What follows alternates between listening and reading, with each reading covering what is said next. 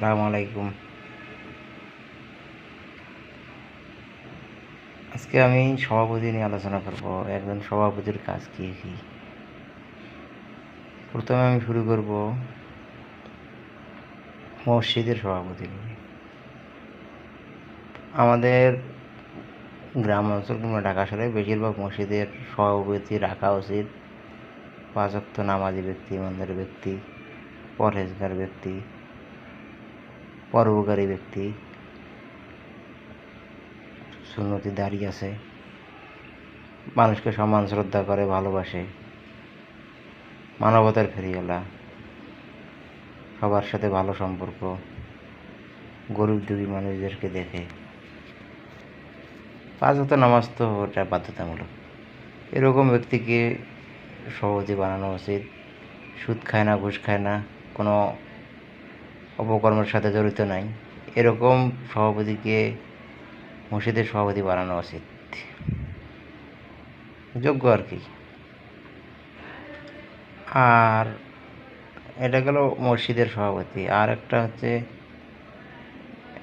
School সভাপতি, primary school কিংবা মাদ্রাসা কিংবা হাই স্কুল যেগুলো আছে শিক্ষা প্রতিষ্ঠান, এগুলোতে সভাপতি করতে গেলে সভাপতির যে বিশেষ গুণগুলো প্রয়োজন সেটি হচ্ছে, এখন প্রায় দেখা যাচ্ছে স্কুল, কলেজ, বিশ্ববিদ্যালয় সহ, প্রাইমারি সহ তাদেরকে সভাপতি বানানো হয়। অনেকেই সভাপতি পদ ধরে রাখে, সভাপতির কাজগুলো করে না। সভাপতির কাজগুলো কী? সভাপতির কাজ হচ্ছে, ধরেন একটা প্রাইমারি স্কুলের শিক্ষকরা কয়টার সময় আসলো, কয়টার সময় গেল, ক্লাস কীভাবে নিচ্ছে, সাপ্তাহিক মাসিক পরীক্ষা কীভাবে নিচ্ছে, কোথায় কত টাকা খরচ, আয় ব্যয়, সম্পূর্ণ দায়িত্ব, হিসাব নিকাশ সম্পূর্ণ সভাপতির কাছে দায়িত্ব থাকবে। এই দায়িত্বগুলো সভাপতি পালন করবে সুন্দরভাবে। প্রায় দেখা যায় সভাপতি, এই লোকগুলোকে সভাপতি বানানো হয় না। সভাপতি বানানো হয় কাক?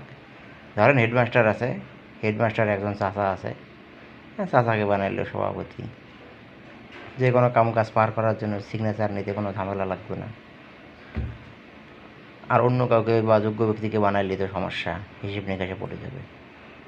এরকম মামা আছে, খালু আছে, জাডু আছে, তাকে বানাইলো সভাপতি।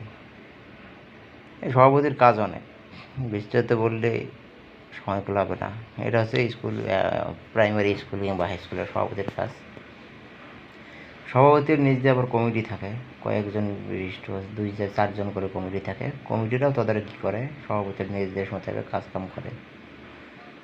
আর আরেকটা বিষয় হচ্ছে, সভাপতি, মসজিদের সভাপতি আলোচনা করলাম, প্রাইমারির সভাপতি আলোচনা করলাম আর কি, স্কুল মাদ্রাসার। আর আরেকটা সভাপতি হচ্ছে রাজনৈতিক সভাপতি। সেটা ওয়ার্ড সভাপতি দিয়ে, যারা ওয়ার্ড সভাপতি হয়, যদি বিএনপি হয় বা কোনো বিরোধী অন্য কোনো দল হয়, যে দলে হোক, আমি বিএনপি নিয়ে শুরু করি। ধরেন বিএনপির একজন ওয়ার্ড সভাপতি হলো, ওয়ার্ড সভাপতি কারা হবে? বিএনপিতে যারা এতদিনে আপনার মনে করেন ত্যাগ ছিল,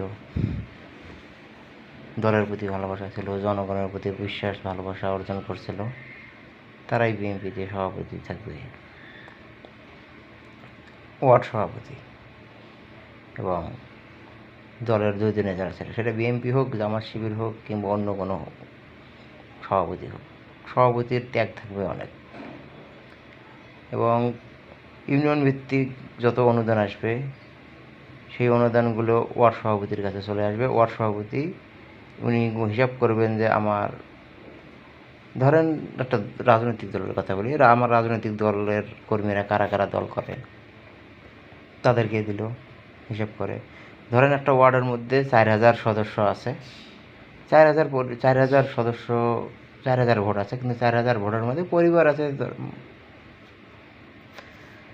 2000 পরিবার আছে। 4000 সদস্য কিন্তু, 4000 ভোট আছে, কিন্তু পরিবার আছে 4-5 জন মিলে একটা পরিবার হয়, 10 জন মিলেও একটা পরিবার হয়, 15 জন মিলেও একটা পরিবার হয়, 3 জন 2 জন মিলেও একটা পরিবার হয়, 2000 পরিবার আছে।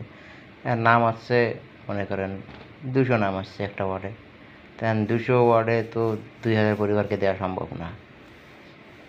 তো সেক্ষেত্রে যারা দল করে, রাজনৈতিক দল করে, সভাপতি যে দল করে সভাপতি দলের লোকজনকে দিল 10টা নাম বেছে বেছে দিল এবং বোঝাইলো তাদেরকে যে এরকম 10টা নাম আছে, আপনারা কেউ মন খারাপ করবেন না, পরবর্তীতে আপনাদেরকে আরও কোনো কিছু অনুদান দেওয়া হবে।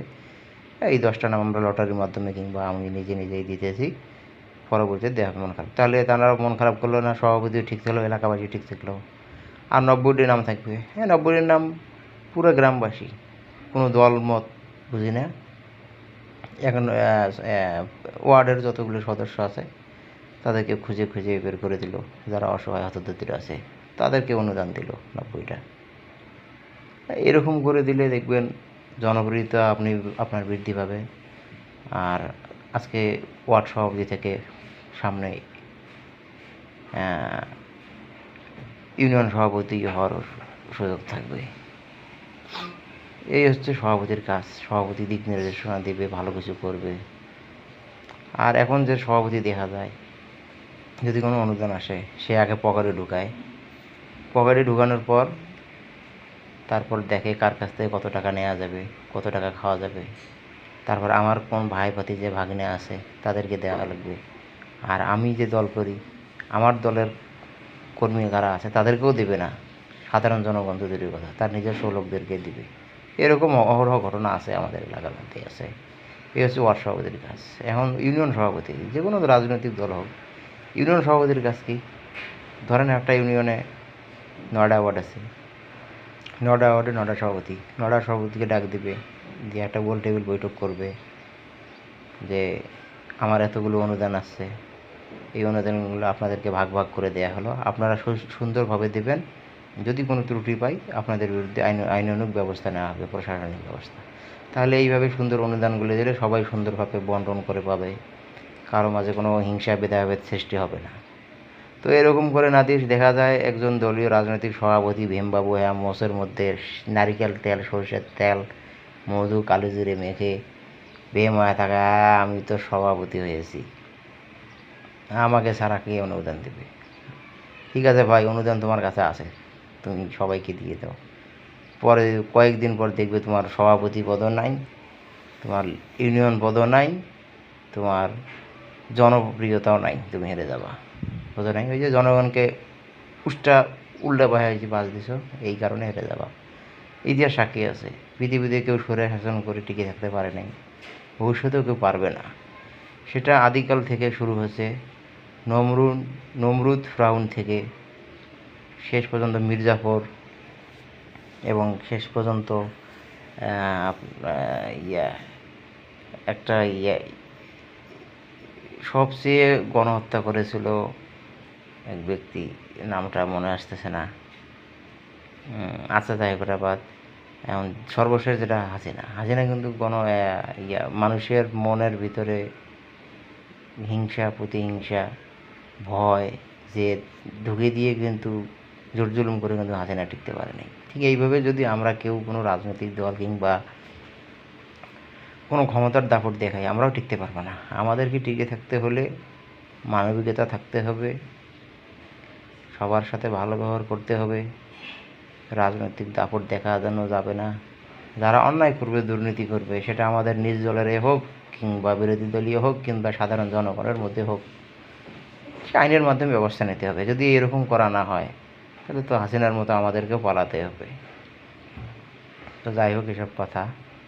তো সভাপতির কাজগুলো মূলত এরকম। তো আর একটা সভাপতির কাজ আমি এড়িয়ে গেছি, সেটা হচ্ছে সংগঠনের সভাপতি। অনেক স্বেচ্ছাসেবী সংগঠন থাকে, এই সংগঠনের সভাপতি বানানো হয় কাকে? যিনি সংগঠনের একটা, যেমন বৃক্ষ আছে, একটা বৃক্ষকে পানি দিলে বাড়ন্ত হয়, ফল হয়, ফুল হয়। ধরেন একটা চারা বীজ লাগার থেকে শুরু করে জমি চাষ করার থেকে শুরু করে সার, তেল, পানি দেওয়া পর্যন্ত, ঘরে আবাদ নিয়ে আসা পর্যন্ত, ওটা ভোগ করা পর্যন্ত সভাপতির কাজ থাকে। কিন্তু দেখা গেল একটা সংগঠনের সভাপতি পত্নী থাকে, সংগঠনের কমিটি কিভাবে দেবে, আর্থিক সাহায্য কে কীভাবে করবে, কাকে কীভাবে অনুরোধ বিনোরোধ করবে, সামনে কি ভালো উদ্যোগ নেওয়া যেতে পারে, এগুলো না করে অনেকেই সভাপতি পদ ধরে থাকে। এমনও পরিস্থিতি থাকে যে সভাপতি পদ তাকে ছাড়া অন্য কাউকে দিলে বেমানানও হয়ে যায়। নানান ধরনের চিন্তা ভাবনা থাকে মাথার মধ্যে। তো যেটা মনে করি সভাপতির কাজ ভালো কিছু করা, সেটা যে কোনো পদেই হোক না কেন, রাজনৈতিক হোক কিংবা অরাজনৈতিক হোক, সভাপতির উচিত সভাপতির মতো দায়িত্ব পালন করা। আর যদি কেউ দায়িত্ব পালন করতে ব্যর্থ হয়, স্বেচ্ছায় সভাপতি পদ ছেড়ে দিলে সবচেয়ে ভালো মনে করি আমি। ধন্যবাদ। আসসালামু আলাইকুম। ভালো লাগলে একটা লাইক দিবেন।